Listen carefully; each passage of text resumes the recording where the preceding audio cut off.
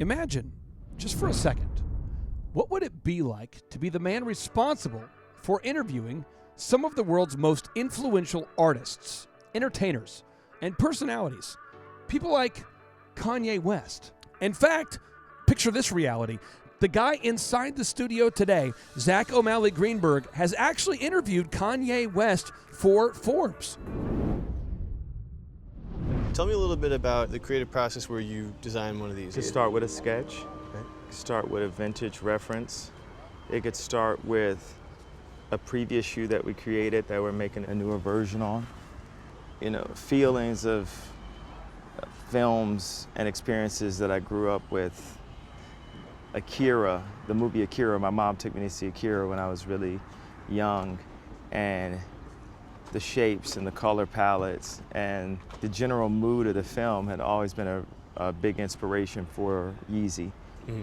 And going to auto shows with my dad, you know, the first time I saw a white Lamborghini Countach in real life, and I remember the guy said I couldn't even touch the car, and I was obsessed with this car as a child, or, you know. Is there any shoe that Countach is, kind of represented in? There's a little bit of Lamborghini in everything I do. All right.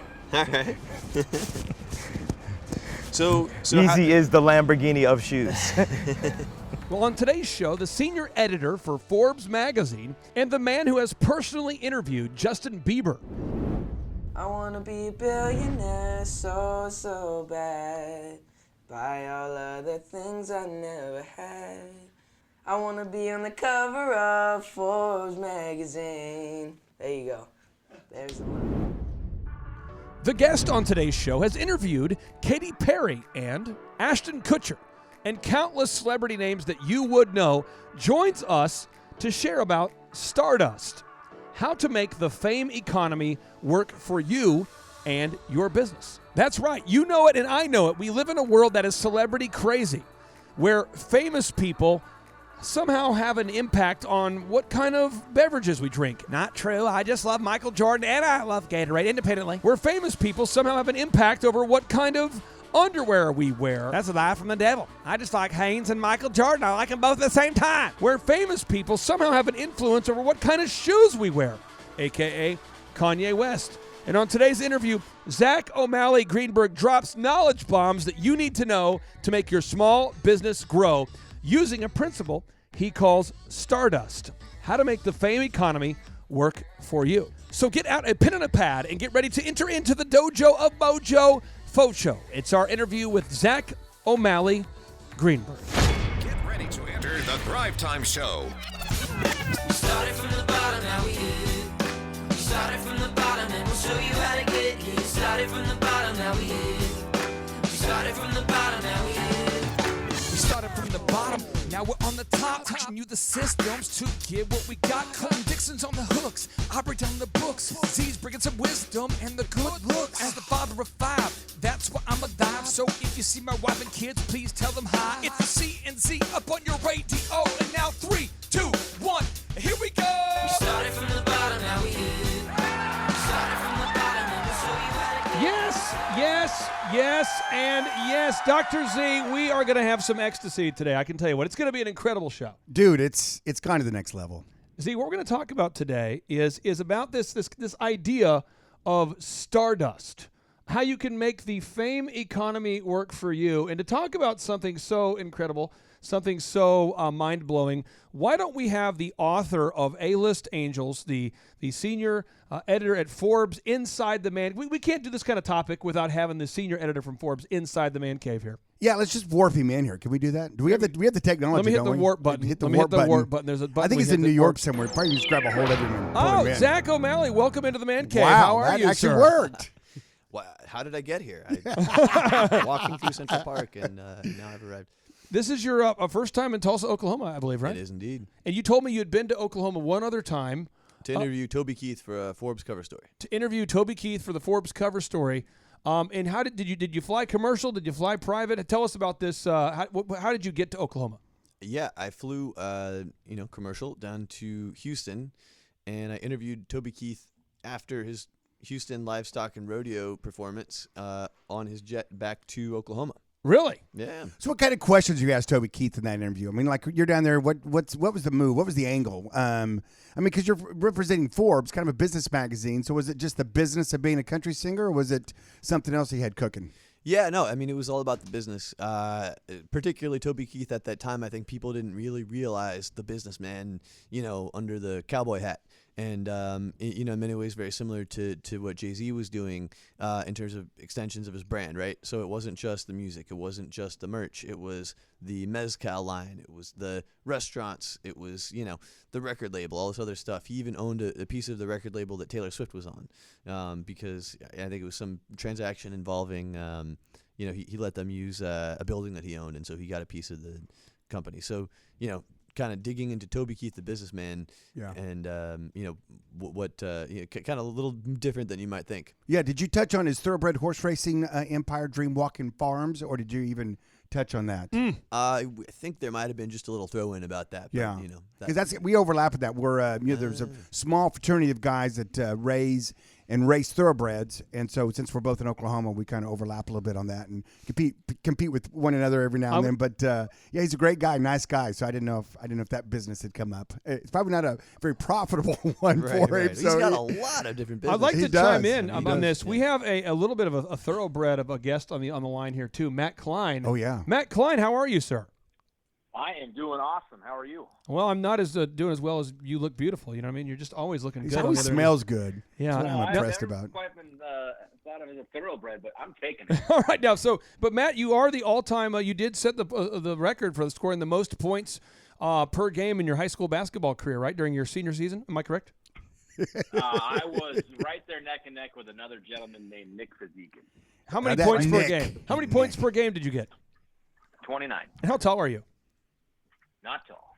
Yeah, that's great. Okay. 5'2". So we're going to talk about today is this idea of how celebrity and the fame economy can work for your business. Okay, so we're going to go around the horn here. We all got fun stories. So I'm going to start with you guys at OxyFresh. OxyFresh has been featured on Fox Business before as being the world's greenest carpet cleaner. You guys have appeared in Entrepreneur Magazine and countless other publications. How does that help sell more carpet cleaning to the average consumer, Matt? How could that possibly help? Yeah, so, having brand notoriety is important. When someone looks at a company and they're trying to figure out what the best company they could possibly use for them and their home and their family, they want to know that this company didn't just start yesterday. And there's nothing wrong with starting from scratch, but as you get older, as a company, you start to develop relationships, you start to get some brand notoriety. You start to do things outside the norm in your industry that deserve some attention. You need to be able to give that to your customers so they feel comfortable. It's just like a Google review, right? You're going to feel a lot better if a company has 100 Google reviews compared to 0, right? It's validated by the public. It's validated by friends and family. This is validation by outside sources that have nothing to do with your making profits. They're saying this company's good and this company has done the things that have stood apart, and we want to write about that because they're changing things. If you can do that for your company and you go through those problems of trying to figure out how to get to that point, or not problems, but you go through the process of getting there, you should absolutely get that to your customers. And PR is a great way to do that. John Barnett appeared on the Fox News, as I mentioned earlier. Z, can I play? Z, are you okay if I play a little audio clip of JB? Why not? Here, John Barnett on Fox. Let me cue it up here. And it's been and Kittle, I'm going to the camera here. And you studied this in school, but you also used to work for a carpet cleaning service, and you realized that you could do it more environmentally. Yeah, I mean, I grew up watching my grandpa be an entrepreneur, and he always inspired me. I remember him starting businesses and always starting stuff. I wanted to be like that. I cleaned carpet growing up, and in grad school studying. Z, why does this? The CEO, one business. Why does this work? We come back going green. Can your small business profit by turning eco-friendly? We're going to talk with the CEO, one business, who says it is working for him. That is ahead on Fox Business, giving you the power to profit. Z, why does this work? Why does it work when you take a brand and you sprinkle a little celebrity stardust on it? Why does it increase sales? Why does it work? Well, it works because people, for whatever reason, they buy magazines, they read stories, they go to their concerts. People that have stardom, we just hold above and beyond the normal people. I mean, they have just this swag about them that people want to buy the magazines when they're checking out to read about their lives. I mean, really? I mean, were they vacation last summer with what kids? I mean, does it really matter? But it matters to a lot of people. And so the idea that you could take some of that and they can share a little of that swag with you, that's what they're doing. They're giving you a little of that swag. They give you a little of that swag. And, you don't get to keep it for very long. It's like getting a photo with you where you're displaying your calf muscles. Very similar. It's Very unbelievable. Very, very, very similar. But I think that's what happens. It's that factor that you want. I know I've been into a lot of restaurants and a lot of things where the owner will get pictures with famous people that have been in there. And you can't help but look at the wall. And you can't help but walking down the wall and looking at it and going, oh, I know that. That's, oh, my gosh, that's Arnold Schwarzenegger. That's who? That's this. That's that. And it elevates his status in your mind just a little bit. So this right here, I have in my hands here, Kendall, a copy, an early edition of A-List Angels, How a Band of Actors, Artists, and Athletes Hacked Silicon Valley here by Zack O'Malley Greenburg here. And in this book, you talk about, Zack, a lot of things, but one of them is how 50 Cent was able to make a 9-figure windfall from the vitamin water. Tell us this story. Tell us how this happened, because I think people don't realize the story behind the story, and that's why I love your writing. You get into the details. Tell us about the vitamin water story.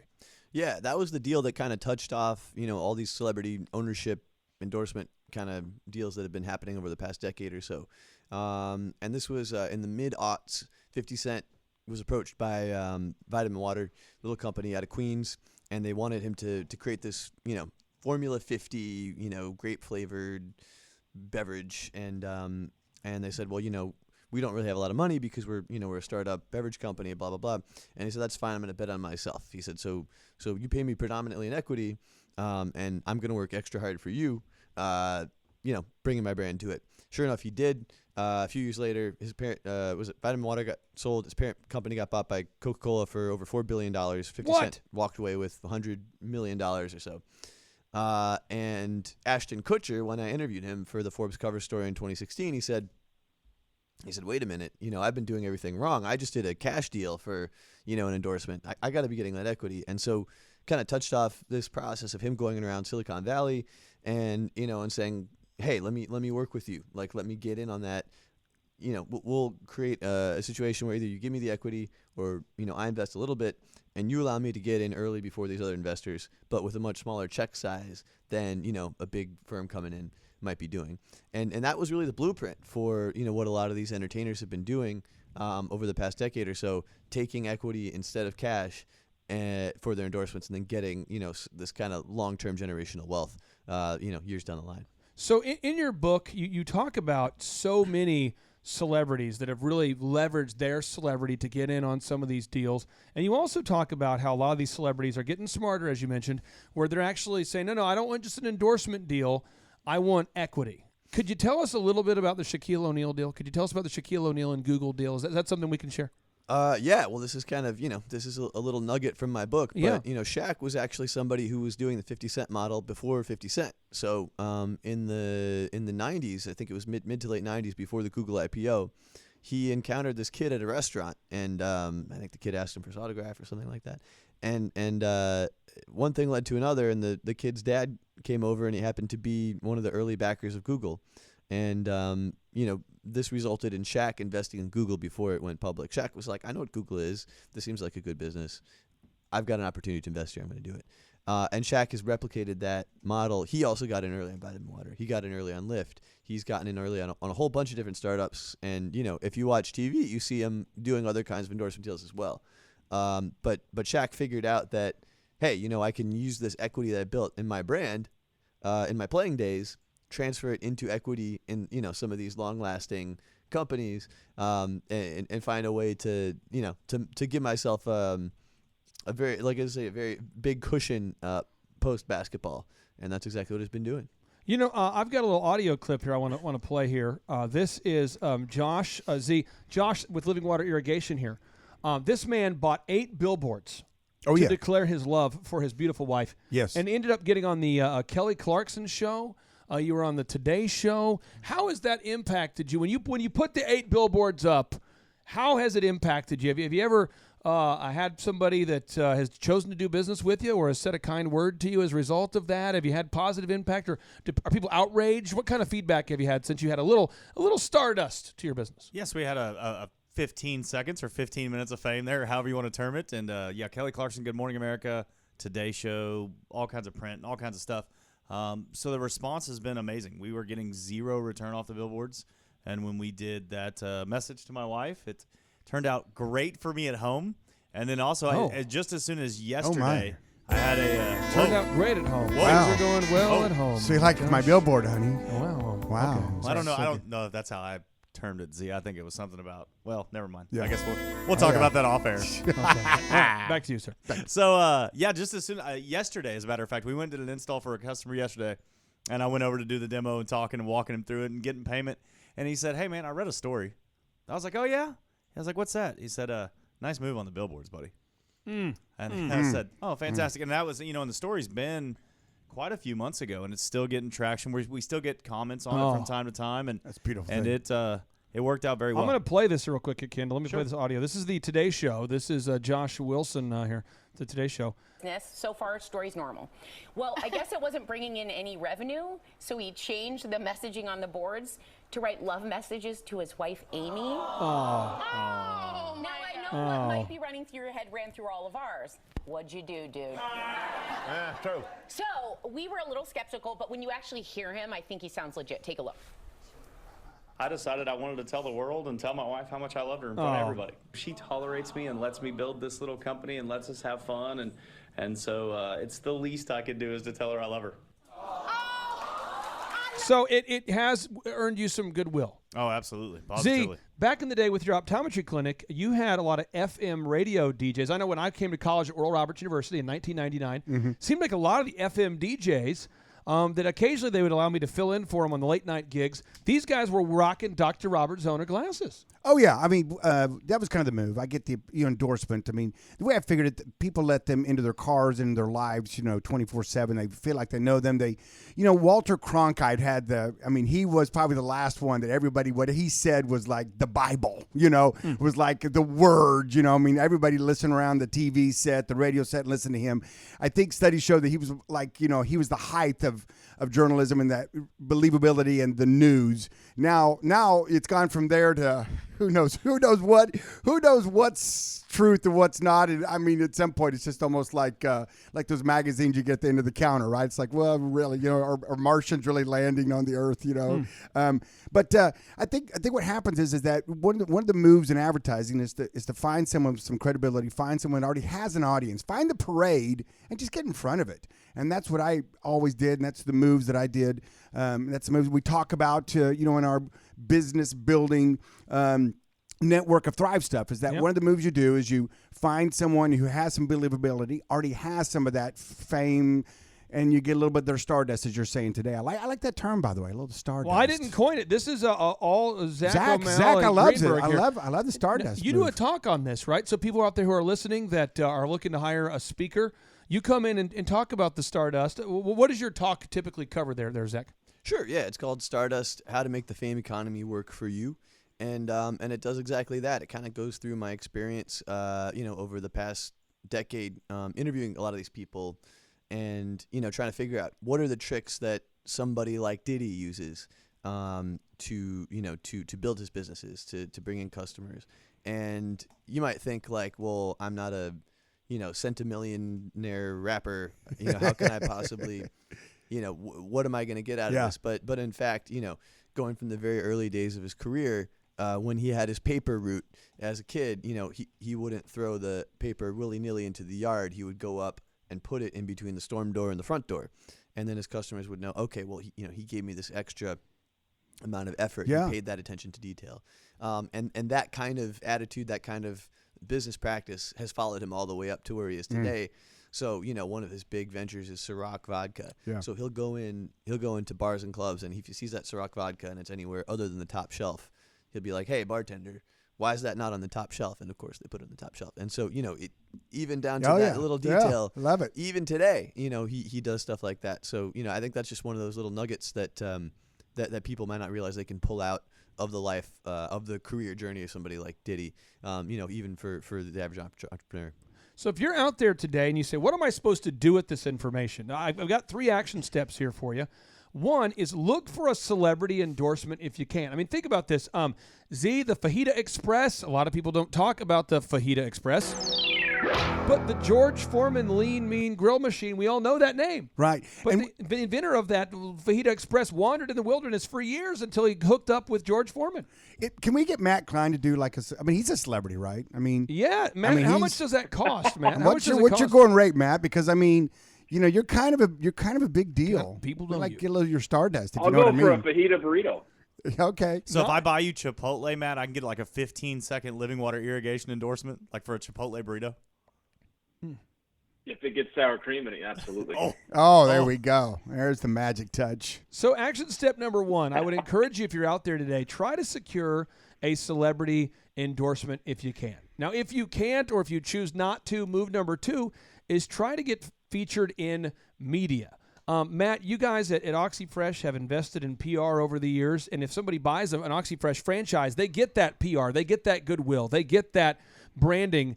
Again, why is PR so helpful for the local franchisees who are competing against unbranded local carpet cleaning companies? Yeah, I mean, again, local PR is great because as marketing continues to kind of shift away from huge national, at least in the service industry, national huge companies, they really want to know who's the best company in their backyard, looking at local publications. All those are really great because if you look at all the media platforms out there, whether it's social media or whether it's magazines, I would strive to be in front of every customer that I possibly can. And if you're just talking about PR and you're talking about ability to get in front of customers that could potentially use your service, the more exposure you can get, the more abilities and the more potential of customers are going to use you, especially if they can see you in a variety of different platforms. If someone sees you online and they search, and they also see you in a publication, and they also go online and look at carpet cleaners, green carpet cleaners, they show up, right? You're just validating your business more and more and more by being in a variety of different publications that are talking good about your company. That's only going to help you grow. Zack, we have time for you to share, I think, one quick story before we interview our next guest. I want to get your take on this. The champagne that is now, $300 a bottle? What's that champagne called that you wrote about in your biography about Jay-Z? Armand de Brignac Ace of Spades champagne. And how much is that selling for per bottle, roughly? It's $300 a bottle. That's if you're getting it at the store. Probably at the club, it'll be a couple times more than that. Oh, yeah. And how much was that selling Dr. Z's for getting it at the before club. Jay-Z rebranded that? How much was that selling for before Jay-Z started rapping about it? Very similar champagne was selling for $60 a bottle. But Jay-Z came in, bought the company that was making that one, and then, miraculously, a couple months later, out comes Armand de Brignac Ace of Spades, also a gold bottle, selling for 5 times more. But it's in the songs, it's in the whole thing. But I think that goes to your point about hiring a celebrity endorser, right? Is it authentic? And for Jay-Z, it was authentic, right? It was something that he liked it, he cultivated it, and he, whether or not he actually drinks it at home with Beyonce, you could really believe that they would be doing that, right? The way that he presents it in his lifestyle. And the reason why I think from the perspective of a Jay-Z watcher, why it feels believable that he would be pushing it is because Jay-Z is somebody who's interested in pushing his own businesses and things that he can profit from. So, you wouldn't really believe it if Jay-Z had gone to some major champagne company and gotten paid a couple $1 million just in cash to endorse it. But you would believe it that he had found a way to buy into this obscure French champagne and create his own thing and start to build a beverage empire around that. And, I think for people who sort of idolize Jay-Z or look up to him, it's a lot more it's authentic to them to see the way that he consumes it, to then go and consume it themselves. So, I think if you try to think about that similar approach when you're looking around, for your businesses, like, is there somebody who has a natural tie into that, a local celebrity even? Is it somebody who who would resonate with the audience on a local level too? And I don't think people realize how approachable a lot of these celebrities are. Yeah. You, as for a living, round these people up. And yes, you have to do some work and some research. And yes, having worked at Forbes for 10 years and risen to the top of that organization as a senior editor, yes, that helps when your email is, when they can Google you and find that out. But these people are accessible. You can reach these people. I mean, a lot of these celebrities they're looking for deals like this. Am I correct? No, you're right. I mean, Ashton Kutcher isn't, but there are a lot of my book is about the A-list angels, right? There are a lot of B-list angels out there who would really like to have a business to invest in or to do an endorsement deal with, who look at that Ashton Kutcher, that Jay-Z, and they say, well, I could do that too, but just on maybe slightly smaller scale. They're out there. I mean, it's amazing how many acts, how many entertainers and athletes and so forth. If you look at them on Twitter or on their website, they will have a contact info, for bookings called blah, blah, blah. It is pretty easy to get a lot of these folks on the phone and, for whatever, whether you're trying to write a story or, do a business deal with them. Zach, I know we get a lot of questions on we have a lot of our entrepreneurs listen to this podcast and they call us up or they email and go, what's the deal? What if I go after somebody? What's the deal? What's my hook? How much should I give up? What should I do? I know it's all across the board with these companies. I mean, some are startups, and obviously they probably give up more. Some are a little bit more, we'll call them medium size, and they're growing, yes. and they're trying to get that next leg up. I'm kind of surprised. I mean, with Vitamin Water selling for $4 billion, and I know he made $100 million, but that's still a pretty small percentage that he was into the company. If you look at it like that, so what are some rule of thumbs? I mean, if an entrepreneur is listening out there and they go, listen, I've got a business. It's I'm making let's say gross sales of $10 million a year, and it's a small medium business. It's all relative, and they're trying to find a B list or A list, or trying to find what would they think that they're going to have to give up to get that endorsement? Well, one thing to remember is that although the Jay-Z's and the Ashton Kutchers and the Beyoncés of the world could get free equity or advisory shares, as they're called a lot of time, even for them, for the tip-top startups, they'll say, hey, no, we raised money at a $10 million, $100 million valuation, whatever it is, so we will let you buy into it, for X amount. But you're going to pay what everybody else paid, but you're just going to be able to cut the line, right? You're going to be able to get in pre-IPO, that kind of thing. So actually a lot of these characters are, kind of conditioned to be paying for it. It's just a matter of carving out a piece, if you're raising around, if you're doing a fundraising round, carving out a piece for them. Maybe you're bootstrapping, right? And then you have to think about, well, do I really want to sell part of my business, a couple % What's the valuation? How am I going to do that? You could also look at it like a per unit royalty or something that's tied to like a definable metric that, once you do this thing with them, how can you see if it's impacted your company positively, and if it has, then they get rewarded, whether it's hitting certain sales goals or something like that.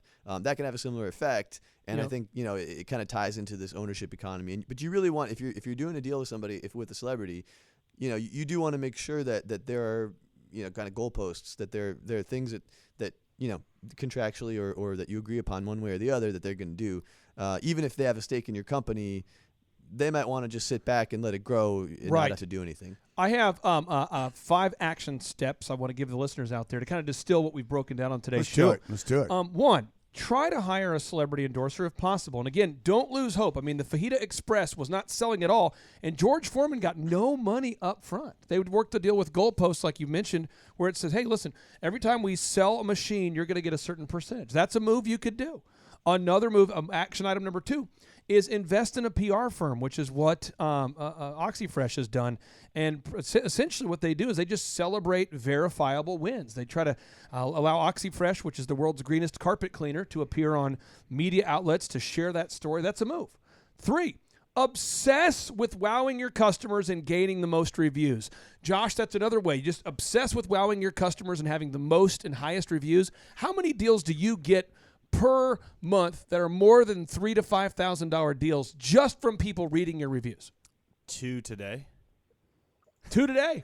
So I mean, those today. I mean, for sheer metrics, I would say over half of our deals now, because of where we're at on our funnel and where we're at reputation wise, I'd say over half of our deals, I'm just showing up and presenting benefits in just closing the deal. We talked about it earlier, Clay, about Yep. it's a salesman that doesn't sell anymore. So I think we've gained a reputation and gained a position just simply by being the highest and most reviewed and by making sure that we're exceeding expectations at every It's job. a fun snowball. That's how I got my fantastic. speaking career going there for a while, where it's just like people are just reading reviews, people are referring each other. It works. Step number 4, action item number 4, Z. You got to go out there and buy A-list angels. How a band of actors, You have artists, to. and athletes. Well, if you care about act- your business at all. Yeah, if you care about your family. If you're American. If you're American, yeah. I mean, if you're not, none of these things apply. I mean, if you're a dirty, what, anti-American? Can we say that? An alien. If you're an alien, don't buy this book. Don't buy it. No. Don't even. Action item number 5 is go to oxyfresh.com and learn a little bit more about buying an OxyFresh franchise. And Matt, is it still you for $10? You'll do like a third wheel date with any of the listeners out there. I mean, you like they could take the woman could fill out the form. Her and her husband could take you out to dinner. That might rustle up the old homestead. Okay. Going on $10 dates. So book a $10 date. I don't know. You could go to Applebee's and get that 2 for With $20 deal. I mean, that's very reasonable. Matt I Klein. think. Book a $10 date. It's a $10 third wheel date. date. It's not. It's more of you're like a date auditor. Well, a lot of those women entrepreneurs probably just wouldn't bring their that's husbands, fine. So I don't know. I just get to go on somebody else's date. Yeah. You're a third wheel. You're an a third auditor. wheel. Your You're an job auditor. is to point out if proper etiquette is being shown at all times. Yeah. I'm into that. Yeah. Okay. There you go. I'm into that. Matt, we appreciate you so much, my friend. I hope you have a great day, and don't start using shampoo. Your hair looks great without it. I will never.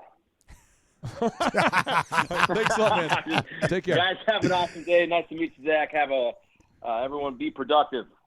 Don't All be right. lazy today. All right, MK. Likewise. Take care, dude. Later. All right, guys. See ya. And now, without any further ado, 3, 2, 1, boom! My name is Elizabeth Walker. I'm the owner of Nook and Cranny Homekeeping. I first heard about Clay on the radio on 1170 KFAQ. I was just switching through the radio stations and I heard them talking and they were kind of funny, so I hung around a little bit. Clay's team has impacted my amount of internet leads through Google.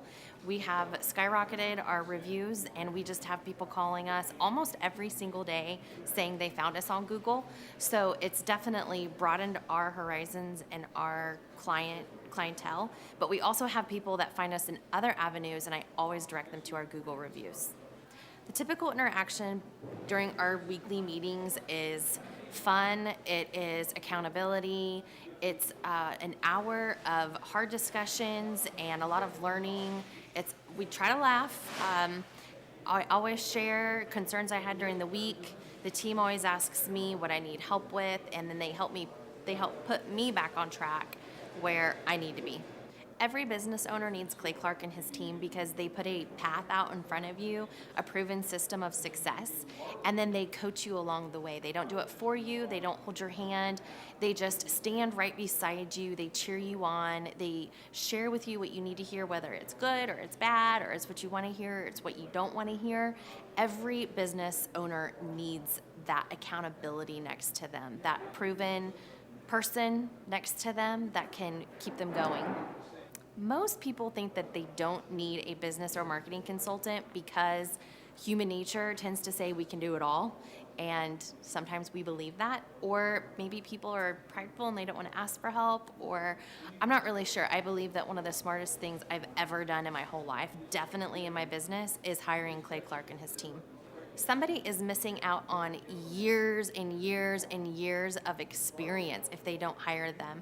You can either make mistakes in your business because you don't have the experience, so you just go out there and you make mistakes.